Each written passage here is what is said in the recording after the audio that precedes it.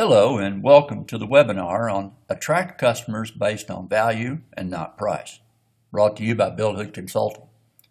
I am Bill Hood and I'll be your host. I'm very happy to be bringing you this webinar.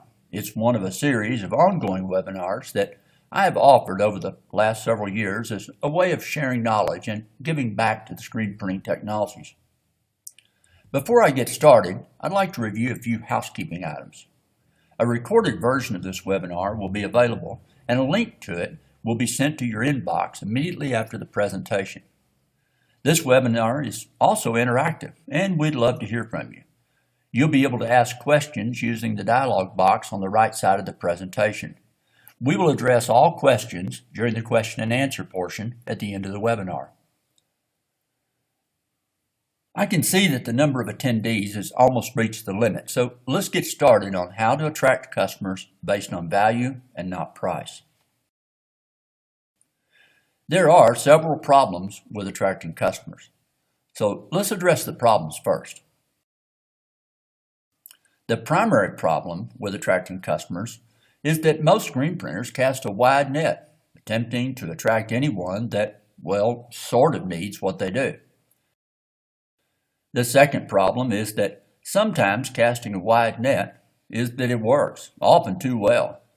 And, of course, you get your share of great customers, but are saddled with a larger number of troubling customers. Look through your customer roster and think about your most troubling customers. You'll find that there are a good many that you wish you could afford to fire. The third problem is the customers that came to you based on price, left, and then came back for the same reason. They beat up your salesman on the price and always wanted one more thing. These are the ones that demanded you lower your price to meet competition. And you tolerated their demands for customized arrangements. And perhaps you maybe threw in a few extra services to assure that you got the job. Yes, you got the order, but at what cost? Obviously, you didn't make what you wanted to make, and you ended up filling the press with low-cost orders. The fourth problem is one of time.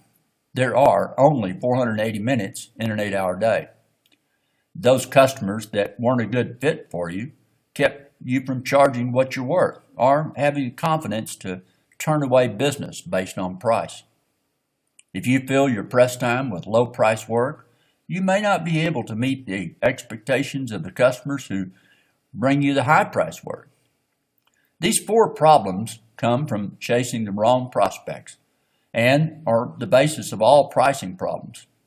But wait, it's not entirely your fault because you really didn't want the wrong customers in the first place. Those troubling customers, the ones that came to you based on price, or the fact that there are only 480 minutes in an 8-hour day is not your fault. There is a fifth problem, in that the marketplace is only seeing what you do as a commodity. And while you certainly didn't create the problem, there are things that you can do to change the market perception of who you are, your capabilities, and your services.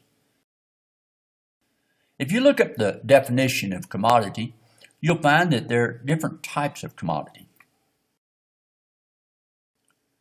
The first type of commodity is defined as an economic good or service when the demand for it has no qualitative differentiation across the market.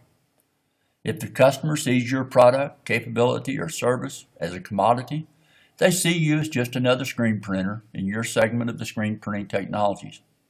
They see the final product, whether it be a screen printed Little League uniform or screen printed decals, as having no differentiation than what they could get from any other screen printer. They see you as just a textile printer or a graphics printer. As the saying goes, from the taste of wheat, it's not possible to tell who produced it, a Russian serf, a French peasant, or an English capitalist. There are, of course, products such as automobiles that have many aspects of product differentiation, such as the brand, the aftermarket parts availability and service, and the perceived quality and value. The demand for one type of automobile may be much larger than the demand for another, and the manufacturer can set a price higher or lower based on the product differentiation. Then there's the customer who sees price as a commodity and they will attempt to set the price that they're willing to pay for your products. They look at your quote and tell you that another shop down the street will do the same work for 20 cents less per item than your quote. They want you to match the price or come in a bit lower. The fourth type is when you position your pricing the same or less than anyone else with a similar product, capability, or service. If you do, you're making yourself interchangeable. It doesn't matter how much better your printing is, or how knowledgeable your staff is, how capable you are, or how much you've invested in equipment. If you position yourself as a commodity with price, the marketplace sees you as being interchangeable. Most people think of commodities as things like oil, gasoline, grain, or orange juice on the low end, or perhaps gold, silver, or platinum on the high end. They're all interchangeable with one another. When people are purchasing orange juice and the label says 90% orange juice on two different brands that they've never heard of, they're both commodities. For the most part, the public believes it doesn't make any difference who made it, as they're the same, in that they're both 90% pure orange juice. When you're selling the same thing as the guy down the street, you'll have a difficult time setting a higher price because the marketplace sees you as a commodity. You'll not be able to dictate the terms of your pricing. Basically, the customer sees your product as just another screen printed uniform or decal. They have a preconceived notion that what you do in order to print the items couldn't be that hard because there's so many others doing the same thing. They think of screen printing as nothing more than a duplicating effort, much like the copier at their office. You put the substrates in the machine and press the copy button. They have no clue of the technology that goes into the process. And the only way that they can learn what goes into the process is through you educating your customers. Obviously, you're not a commodity, and you don't want to be. You know this, and I know this, but the marketplace does not. And the customer is the one who's holding the order and the money that you need to stay in business and grow. A commodity can be something like a yard of gravel. Nothing special, nothing different, just gravel for your driveway. And yes, the majority of customers buy their screen printing just like they buy their driveway gravel, by the yard, without any concern about the type of gravel, the size of the rock, the shape of the rock, the color of the rock, or any number of things that actually do make a difference in a gravel driveway. There is no one single thing that is gravel. It has many different aspects that drive the price. In thinking of your screen printing business, you know that there are many different combinations of producing a screen printed uniform or decal. A screen printed uniform is available in many different brands, qualities, different sizes at different prices, different weights, and colors. The print could be a single spot color or 4-color process. It could be in one place or multiple positions and of different sizes, each possibly requiring a different screen.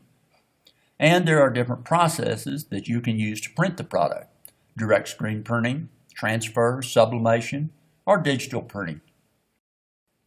Each of these differentiations create a different pricing scenario.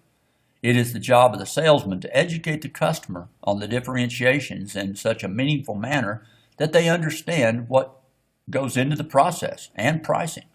This adds value in the mind of the customer. The opposite of a commodity screen printer is one who specializes or differentiates themselves in their products, capabilities, and services. To be a specialist, you must have a clear idea of the differences of what you do, how you do it, and why you do it, compared to what the market perception is. This is extremely important if you're to become a leader in your own market. The great majority of those in the screen printing technologies are not masterful in what they do. They do a lot of things reasonably well, but seldom master any one. If your customers cannot see, feel, touch what you're doing on the production floor, they have no idea of who you are. You can claim to be a master screen printer in your segment, but until they experience it, they'll not actually know how great the product or you are.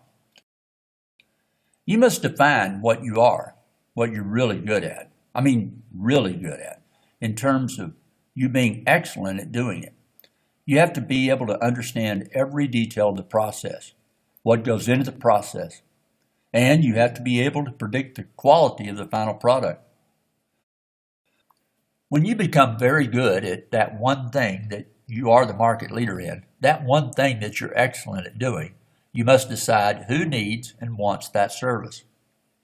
If you're extremely good at screen printing 4-color process or screen printed die cut decals, you need to identify who are the purchasers of them. Begin with those who purchase more 4-color process or die cut decals than any other business and market to them first. When you have them in the fold, then expand on to the marketplace to identify other users of 4-color process or die cut decals. One of the most important components of any marketing strategy is the clear understanding of a narrowly defined ideal customer. Lacking this, you will always struggle to compete on price. There are 5 elements that must be considered to properly remain focused on the ideal customers for your business. Of course, the first step is to understand what ideal means to you. I always get to this quickly by asking my clients to consider a customer that they can honestly describe in these terms. If I could have 10 more customers just like that, life would be great.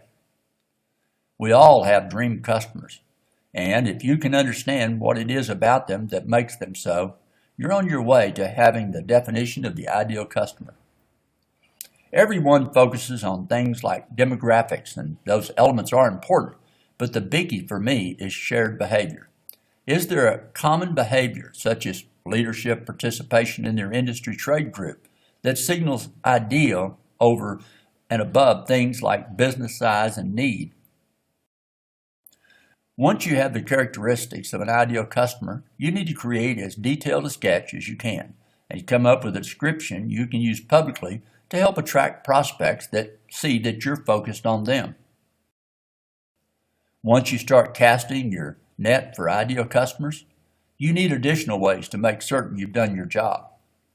In my consulting business, sometimes people are attracted to what they think I'm able to do for them, but in the reality, they aren't a good fit at all. I use a qualifying process that helps me communicate how my clients and I work best while requiring prospects to submit to a process that demonstrates their commitment to getting to the solutions I offer. In this way, this process presents some friction that helps keep those that aren't serious about working in a manner that I know works at a distance. If a prospect won't sit still for a valuable initial process, they probably won't sit still as you try to get them a result. Your process must be designed to educate, build trust, and demonstrate how your approach is different and build value for your proposition. It's important to demand that your prospects get this education. I know this sounds a little harsh, but the quickest path to the wrong customer is to create a customer that doesn't have the proper expectation of how you work, what you expect of them, and why what you do provides so much value to them. It's your responsibility to create this education and your duty to make certain that your prospects get this education. The goal is gaining a mutual fit, and that takes work. You will find that you will always need to exceed the expectations of your customers. You must deliver something exceptional if you want to charge higher prices, and you cannot be exceptional unless you do things really well, better than anyone else. Once you're exceptional, you can charge accordingly for multiple differentiations, designing the product that you produce to exceed the expectations of the customer. You have a single product that appears to be a commodity to the marketplace. However, in selling the order, the salesman points out that there are different qualities to be concerned with. Let's assume for a minute that there are 5 differentiations. The customer now has choices and picks the middle of the road, differentiation number 3. You price according to the differentiation number 4 and deliver number 4. The product exceeds the expectation and the customer is happy. Consider doing everything I've mentioned above. Then start looking the ideal prospects directly in the eye and charging what you're worth. A rate I suspect is not what you're charging today. Get the right customer, educate them properly, and say goodbye to your pricing problems forever. To summarize the presentation in bullet points, you never want to be a commodity screen printer, either in terms of product, capability, or price. Identify where you're excellent and improve on that one facet until you master it. Identify your target market, especially those who will appreciate that your product or capability is superior, and sell to them. Educate customers on the process and differentiation of what you do, how you do it, and why you are the market leader.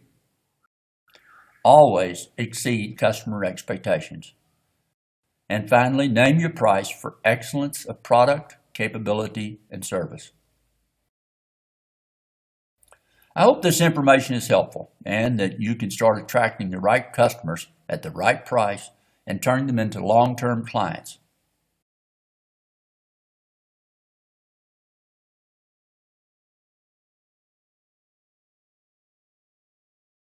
Thank you very much, everyone.